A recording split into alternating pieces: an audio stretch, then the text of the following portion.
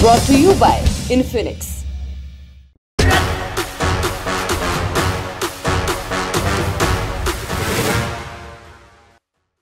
नमस्कार, सौरभ द्विवेदी नाम है हमारा और आप देखना शुरू कर चुके हैं लल्लन टॉप शो।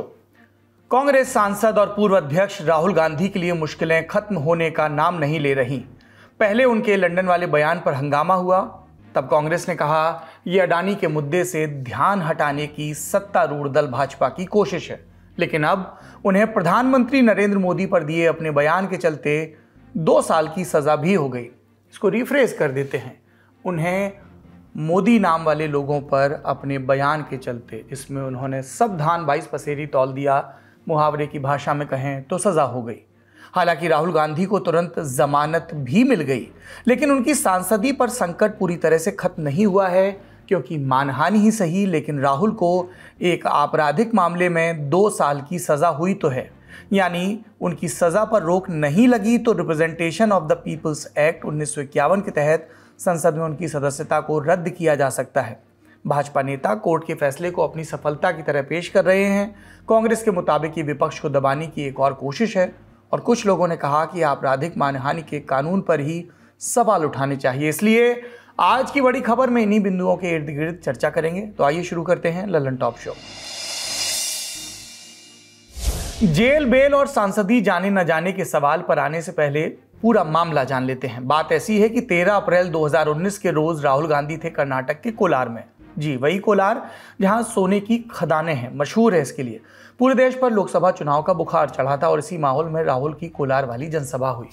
इसमें प्रधानमंत्री नरेंद्र मोदी पर हमला बोलते हुए राहुल थोड़ा आगे बढ़े और ये कहा, 30,000 करोड़ रुपए आपकी जेब से निकालकर उसकी जेब में ಸುಮಾರು 8,000 ಕೋಟಿ ರೂಪಾಯಿಗಳನ್ನ 15,000 ಕೋಟಿ ರೂಪಾಯಿಗಳನ್ನ ನಿಮ್ಮ ಜೇಬಿನಿಂದ ಹಣ ತೆಗೆದುಕೊಂಡು ಹೋಗಿ ದೇಶ ಬಿಟ್ಟು ಪರಾರಿಯಾಗಿದ್ದಾರೆ. मेहुल चोकसी ಅವರು ಕೋಟ್ಯಾಂತರ ರೂಪಾಯಿ ಹಣವನ್ನ ಈ ದೇಶದಿಂದ ತೆಗೆದುಕೊಂಡು ಹೋಗಿದ್ದಾರೆ. ललित ಮೋದಿ ಅವರು ದೇಶದ ಹಣವನ್ನ ತೆಗೆದುಕೊಂಡು ಪರಾರಿಯಾಗಿದ್ದಾರೆ.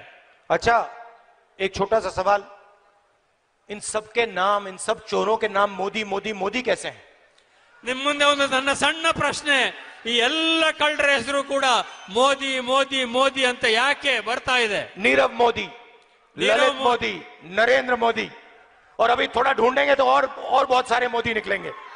ನೀರವ್ ಮೋದಿ ಅವರು, ಲಲಿತ್ ಮೋದಿ ಅವರು, ನರೇಂದ್ರ ಮೋದಿ ಅವರು, ಹೀಗೆ ಕಳ್ಳತನ ಮಾಡಿರುವಂತ ಎಲ್ಲ ಹೆಸರು ಕೂಡ ಯಾಕೆ ಮೋದಿ ಅಂತ ಬರ್ತಾ ಇದೆ ಅಂತ ನಾನು ಪ್ರಶ್ನೆ ಮಾಡ್ತೇನೆ. अपने नेता पर हमले को भाजपा हल्के में नहीं जाने देना चाहती थी, सो गुजरात के सूरत में आपराधिक मानहानि का मामला दर्ज कराया गया। शिकायतकर्ता थे पूर्व मंत्री एवं सूरत पश्चिम सीट से भाजपा विधायक पूर्णेश मोदी।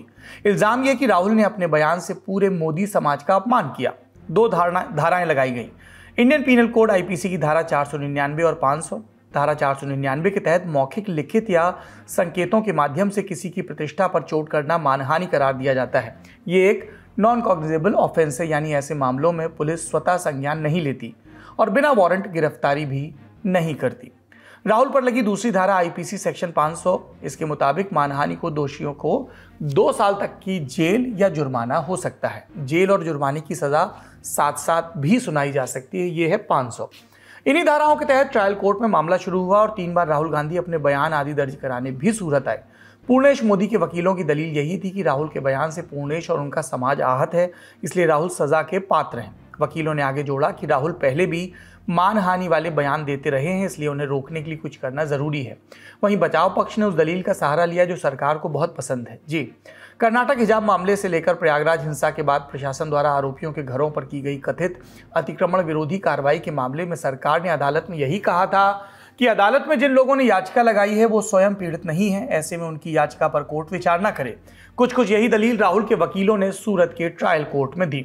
उन्होंने कहा कि राहुल की टिप्पणी का संबंध नरेंद्र मोदी से था। अगर उन्हें इस बात से आपत्ति थी तो वो स्वयं कोर्ट आ सकते थे, लेकिन मामला दर्ज कराया पूर्णेश ने। उन्होंने सूरत मोदवाणिक समाज को मोदी समाज बताया, लेकिन समाज के दस्तावेजों में कहीं मोदी समाज का उल्लेख नहीं है और पूर्णेश का नाम भी पूर्णेश भूतवाला था, जिसे उन्होंने बाद में बदलकर पूर्णेश मोदी किया। फिर एक भाषण की एक लाइन के आधार पर मानहानि का आरोप साबित नहीं किया जा सकता, इसलिए मामला खारिज किया जाए, ये राहुल के वकीलों ने कहा। यहाँ थोड़ी देर रुककर पूर्णेश मोदी की भी बात कर लें। पूर्णेश सूरत के अधजन इलाके से आते हैं। ये पड़ता है सूरत पश्चिम सीट के इलाके में। भाजपा के लिए एक सेफ सीट मानी जाती है। 2012 में से भाजपा के लिए जीता किशोर भाई वांकावाला ने, लेकिन जून 2013 में किशोर भाई को दिल का दौरा पड़ा और उनका देहांत हो गया। तब उपचुनाव हुए और उसमें भाजपा टिकट मिला पेशे से वकील और पूर्व पार्षद पूर्णेश को। ये चुनाव पूर्णेश आसानी से जीत गए। 2017 और 2022 में भी पूर्णेश इस सीट से बढ़िया मार्जिन के साथ जीतकर विधायक बने। वो गुजरात सरकार में परिवहन मंत्री, नागरिक उड्डयन मंत्री और तीर्थ विकास मंत्री भी रहे हैं। और अब इनके परिचय में एक और चीज जुड़ गई। खैर, मामले पर लौटते हैं। मार्च 2022 में एक विचित्र घटना हुई। राहुल के खिलाफ चल रहे मामले पर खुद पूर्णेश मोदी गुजरात हाईकोर्ट से स्टे ले आए। टाइम्स ऑफ इंडिया के लिए सईद खान की रिपोर्ट के मुताबिक घटनाक्रम कुछ ऐसा था। मामला दर्ज हुआ, सुनवाई शुरू हुई और आरोपी यानी राहुल के बयान भी हो गए। लेकिन पूर्णेश चाहते थे कि राहुल की मौजूदगी में उन 3 सीडी को प्ले किया जाए जो अदालत के सामने रखी गई थी और राहुल से सीडी में मौजूद सामग्री को लेकर आपराधिक दंड संहिता सीआरपीसी की धारा 313 के तहत सवाल जवाब हो। धारा 313 के तहत ट्रायल कोर्ट को यह अधिकार होता है कि वो आरोपी से उसके खिलाफ पेश सबूतों को लेकर स्पष्टीकरण मांगे। लेकिन ट्रायल कोर्ट ने पूर्णेश की इस मांग को खारिज कर दिया तो पूर्णेश के वकीलों ने गुजरात हाई कोर्ट में याचिका लगाकर कह दिया कि सबूतों का अभाव है, इसलिए राहुल को व्यक्तिगत रूप से अदालत में पेश होने का आदेश दिया जाए, तब तक सुनवाई पर रोक भी लगा दी जाए। और पूर्णेश को हाईकोर्ट से स्टे मिल भी गया। 1 साल बाद पूर्णेश फिर हाईकोर्ट आए और इस बार उन्होंने अदालत को बताया कि ट्रायल कोर्ट के रिकॉर्ड पर पर्याप्त सबूत हैं, लेकिन स्टे के चलते मामला लंबित पड़ा है।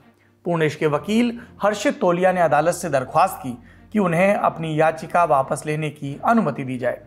जस्टिस विपुल पंचोली की अदालत ने दलीलें सुनने के बाद पूर्णेश की मांग मान ली और इसी के साथ 16 फरवरी 2023 को सूरत की ट्रायल कोर्ट में सुनवाई पर लगा स्टे हट गया और मानहानि का मुकदमा एक बार फिर आगे बढ़ा। मार्च 2023 के दूसरे हफ्ते में दोनों पक्षों की दलीलें पूरी हो गईं और आज आया फैसला। ट्रायल कोर्ट के जज हरीश हसमुख भाई वर्मा ने अपने 168 पन्ने के फैसले में जो कहा, हम उसे कुछ बिंदुओं में आपके लिए समेट रहे हैं। क्या कहा? राहुल गांधी को सुप्रीम कोर्ट ने पहले भी अपने बयानों को लेकर सावधान रहने को कहा था, लेकिन उनमें कोई बदलाव नहीं आया।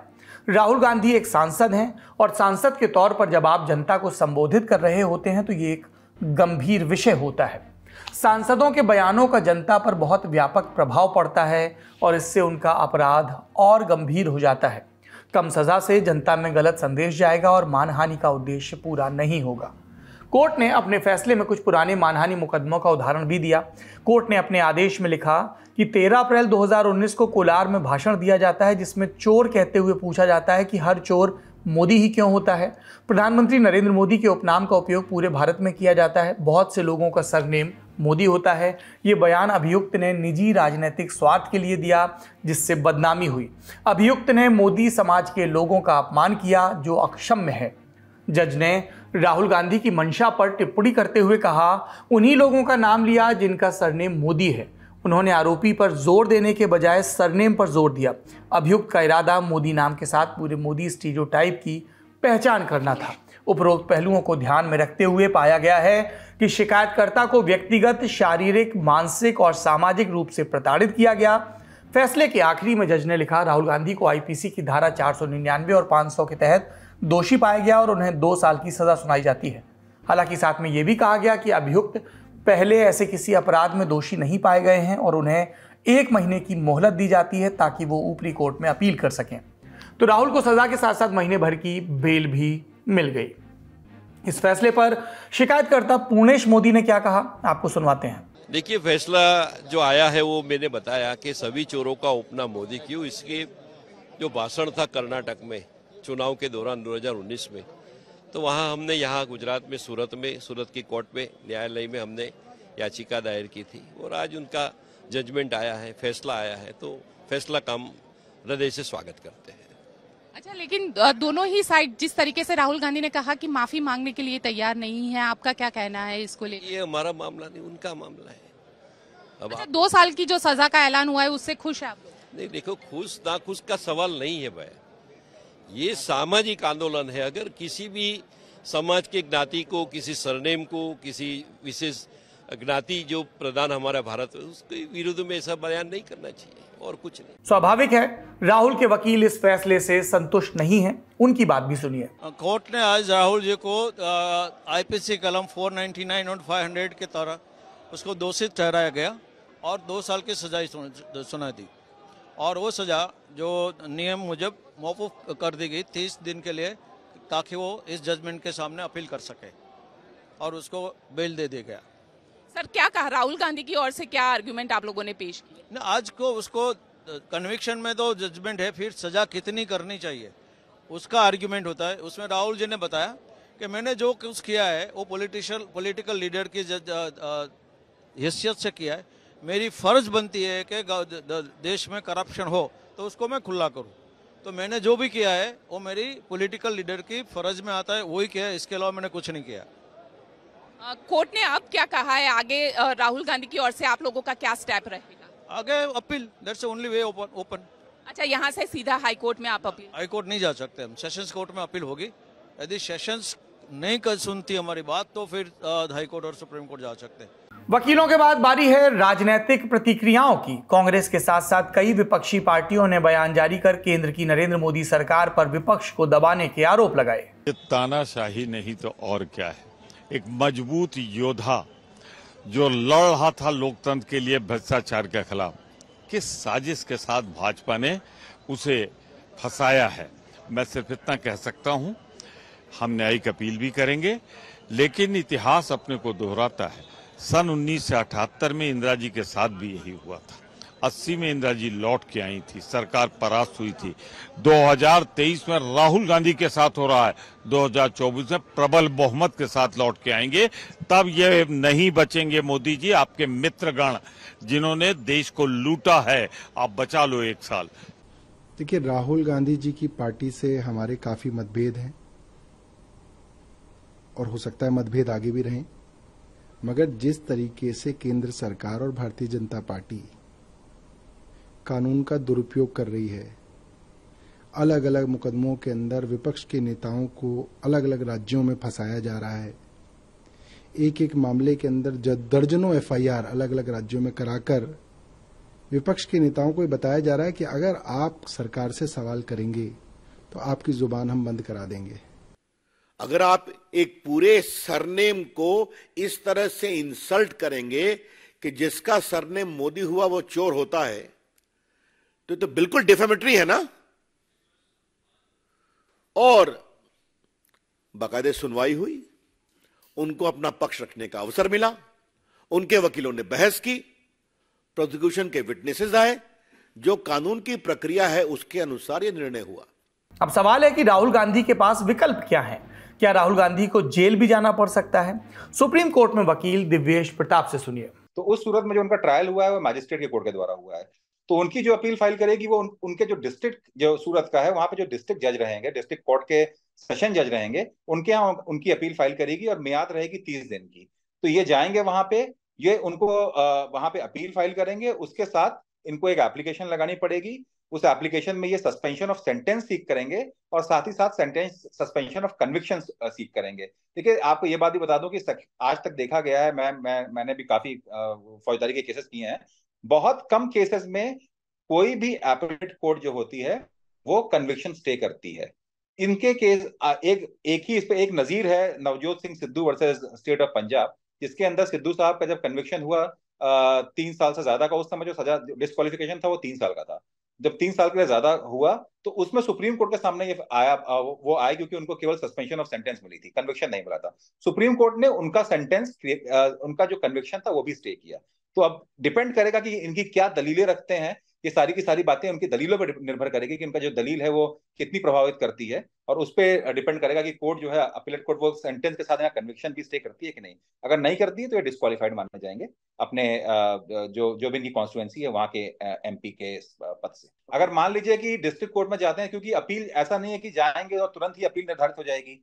जब भी डिस्ट्रिक्ट कोर्ट में, जब भी सेशन जज के यहाँ जाएंगे, सेशन जज जो रहेगा वो दूसरा पक्ष है जो कि सरकार का जो भी वादी मुकदमा है उनका पक्ष सुनेगा। उनका पक्ष सुनने के लिए वो अपना जवाब देंगे, जो भी इनकी दलीलें हैं उसको, तो उसमें कुछ समय लग सकता है। तो उस समय के दौरान क्योंकि आमतौर पर ये 2 साल की सजा है, तो सेशन जज साहब भी जो रहेंगे वो सेंटेंस तो स्टे कर देंगे, पर अगर वो कन्विक्शन स्टे नहीं करते हैं तो उसके अगेंस्ट इनको जाना पड़ेगा हाई कोर्ट में। और हाई कोर्ट में ये क्योंकि ये यहाँ पे गए हुए हैं, अपील में जाएंगे, तो हाई कोर्ट में उस ऑर्डर के अगेंस्ट 482 की एप्लीकेशन फाइल करके जाएंगे। 482 में अगर उनको वहां से हाईकोर्ट दे देती है, वेल एंड गुड। अगर मान लीजिए खारिज कर देती है तो ये सुप्रीम कोर्ट में आएंगे स्पेशल लीव पिटीशन फाइल करते हुए। आखिर में बात लाख टके के सवाल की, क्या राहुल की सांसदी खतरे में है? आपको साल 2013 की ये बहुचर्चित तस्वीर याद होगी। सितंबर के महीने में यूपीए सरकार एक अध्यादेश लेकर आई थी। मकसद था उसी साल जुलाई में सुप्रीम कोर्ट के एक आदेश को निष्क्रिय करना। सुप्रीम कोर्ट का आदेश था कि दोषी पाए जाने पर सांसद हो या विधायक, उनकी सदस्यता तुरंत रद्द की जाएगी और उनकी सीट को खाली घोषित किया जाएगा। तब कांग्रेस के नेतृत्व वाली यूपीए सरकार ने सुप्रीम कोर्ट के फैसले को पलटने और जनप्रतिनिधित्व अधिनियम की धारा 8 के चौथे खंड को बनाए रखने की कोशिश की। कहा गया तब यूपीए में राष्ट्रीय जनता दल भी शामिल थी और लालू प्रसाद यादव पर चारा घोटाले को लेकर अयोग्यता की तलवार लटक रही थी। कांग्रेस ने तय किया कि सुप्रीम कोर्ट के इस फैसले के खिलाफ अध्यादेश लाया जाएगा, जिसके जरिए सांसद या विधायक 3 महीने की मोहलत नहीं पाएंगे, उनकी सदस्यता रद्द हो जाएगी। ऐसा प्रावधान था। उसके उलट कांग्रेस ये ला रही थी। बीजेपी समेत विपक्षी पार्टियों ने इसका विरोध किया। इस पूरे हंगामे के बीच कांग्रेस ने एक प्रेस कॉन्फ्रेंस बुलाई, जिसमें कांग्रेस नेता अजय माकन अध्यादेश की अच्छाइयों को देश के सामने रखने वाले थे। उनकी प्रेस कॉन्फ्रेंस बस थोड़ा ही आगे बढ़ी थी, तभी एंट्री होती है तत्कालीन कांग्रेस उपाध्यक्ष राहुल गांधी की। राहुल गांधी ने तब अध्यादेश लाने के लिए न सिर्फ अपनी ही सरकार पर सवाल उठाए, बल्कि अध्यादेश को पूरी तरह बकवास बताते हुए कहा कि इसे फाड़कर फेंक दिया जाना चाहिए। उनके सामने एक कागज का पन्ना था और उसको फाड़ के उन्होंने ये अपना मत बताया। 27 सितंबर 2013 की बात। राहुल के इस बयान के बाद अध्यादेश कभी बिल की शक्ल में नहीं आया। जब राहुल गांधी प्रेस कॉन्फ्रेंस कर यूपी सरकार के अध्यादेश को बकवास बता रहे थे, उस समय तत्कालीन प्रधानमंत्री और कांग्रेस नेता मनमोहन सिंह अमेरिका के दौरे पर थे। इस घटना के बाद राहुल ने मनमोहन सिंह को भी चिट्ठी लिखकर अपना पक्ष बताया था, जिसके बाद अक्टूबर 2013 में यूपीए सरकार ने इस अध्यादेश को वापस ले लिया था। लोग कह रहे थे कि अगर उस दिन राहुल गांधी ने यूपीए सरकार के फैसले का विरोध नहीं किया होता तो आज उनकी सांसदी पर कोई मुसीबत नहीं आई होती। पर समर्थक कह रहे हैं कि वो तब भी इस चीज़ के खिलाफ थे कि अदालत से सज़ा पाए लोगों को कोई राहत मिले, और अब भी। तो पक्ष विपक्ष के अपने अपने तर्क हैं। इन सब के बीच अदालत का एक फैसला है, पर फैसले और भी हैं। एक नज़ीर सुनिए। लिली थॉमस बना भारत संघ केस, इसमें सुप्रीम कोर्ट का फैसला। राजनीतिक भ्रष्टाचार पर लगाम लगाने के लिए सुप्रीम कोर्ट ने उस मामले में फैसला सुनाया कि किसी सांसद या विधायक को सजा हो जाती है तो सदस्यता रद्द हो जाए। पहले ये नियम 3 साल की सजा पर था, बाद में संशोधन कर इसे 2 साल कर दिया गया। साथ ही सजा होने पर 6 साल तक व्यक्ति चुनाव नहीं लड़ सकता, ये प्रावधान भी बताया गया। हाल में सपा के आजम खान और बीजेपी के विक्रम सैनी की सदस्यता जाना इसी का उदाहरण था। ये दोनों उत्तर प्रदेश विधानसभा के विधायक थे। इस नियम के तहत पहली सदस्यता कांग्रेस सांसद और पूर्व केंद्रीय मंत्री राशिद मसूद की गई थी। बाद में ये सब कानून का हिस्सा हो गया। Representation of the people's act या जनप्रतिनिधित्व एक्ट 1951 की धारा 8 कहती है कि इस मामले में सब कुछ जो है वो बता दिया गया। और एक्सपर्ट इस पर क्या कह रहे हैं वो भी जान लीजिए। देखिए, राहुल गांधी जी का जो फैसला आया है वो 2 साल तक की उनको सजा सुनवाई गई हुई है। उस सूरत में उनको अब और क्या होता है, एक सेक्शन है 389, 389 सेक्शन है। 389 सेक्शन के अंदर अगर मान लीजिए किसी को सजा हो जाती है तो उसको बेल का प्रावधान दिया गया है जब तक कि उसकी अपील लंबित हो तब तक के लिए। पर जिस ऑफेंस के अंदर 3 साल से कम की सजा होती है, उसमें जो कोर्ट सजा करती है उसके पास अधिकार होता है कि वो व्यक्ति को उसके कंडक्ट को दिमाग में रखते हुए जब तक कि अपील फाइल करने की मियाद है तब तक के लिए उसको बेल दे दे। पर बेल देने का मतलब ये नहीं हो गया कि आदमी का कन्विक्शन स्टे हो गया। तो राहुल गांधी जी को अभी मैंने पढ़ा जैसा, और क्योंकि मैं जजमेंट पर डिटेल में पढ़ नहीं पाया हूँ, जजमेंट अभी आया है सूरत की कोर्ट के द्वारा, तो उनको जो सजा दी गई है उसका केवल उनका सेंटेंस को स्टे किया गया है, पर कन्विक्शन बरकरार है। तो 2 चीजें हैं, एक पहलू है कन्विक्शन और एक पहलू है सेंटेंस। उनका सेंटेंस को अभी स्टे कर दिया गया है, पर वो कन्विक्ट माने जाएंगे, जिसके तहत section 8 of representation of people's act के अंदर जो भी अगर वो पार्लियामेंट को ऑफिस होल्ड कर रहे हैं या कोई भी ऑफिस होल्ड कर रहे हैं इलेक्टोरल, तो वो ऑफिस से उनको डिस्क्वालीफाई कर दिया जाएगा। और यही नहीं, वो जो डिस्क्वालिफिकेशन रहेगा वो सजा खत्म होने के 6 साल तक भी बाद में उनका पीछा नहीं छोड़ेगा। वो मुकदमा वो इलेक्शन लड़ने के लिए उनको 6 साल का जो बफर पीरियड रहेगा वो भी उसके लिए भी मेंटेन करना पड़ेगा। तो समझ लीजिए, अगर मान लीजिए वो 2023 में जेल जाते हैं और 2025 तक जेल में रहते हैं तो वो अगला इलेक्शन 2031 के पहले नहीं लड़ पाएंगे। तो बात साफ है, राहुल गांधी को राहत मिलने के आसार तो हैं, लेकिन अगर तमाम कानूनी विकल्पों के बाद राहुल को राहत नहीं मिलती तो सांसद ही नहीं जाएगी, बल्कि अगले 6 साल तक चुनाव लड़ने पर भी रोक लग जाएगी। आपने इस प्रकरण के सब पक्ष सुने, कानूनविदों की राय सुनी, अब आपकी बारी है। कमेंट बॉक्स में बताइए आप क्या सोचते हैं इस फैसले के बारे में, सत्ता पक्ष और विपक्ष के दावों के बारे में, जनप्रतिनिधित्व कानून के बारे में भी अपनी राय जरूर बताइए। और मानहानि को लेकर हमने पहले भी विस्तार से ललन टॉप पर कई शोज किए हैं, इस कानून को लेकर, इसकी बारीकियों को लेकर और जो कानूनविद इसकी खामियों की तरफ ध्यान दिलाते हैं, तो उस पर भी अपनी राय से जरूर अवगत करवाइए। आज का ललन टॉप शो यहीं समाप्त होता है। अपना और अपनों का ख्याल रखिए। शुभ रात्रि। सिर्फ 59 रुपए महीने में पाइए YouTube पर LT प्रीमियम। किसी भी प्लेटफॉर्म से 3 दिन पहले देखिए हमारे प्रीमियम प्रोग्राम जैसे guest in the news room, किताब वाला आदि। इसके अलावा बहुत कुछ। सब्सक्राइब करने के लिए ललन टॉप के YouTube चैनल पर जाकर क्लिक करें ज्वाइन बटन।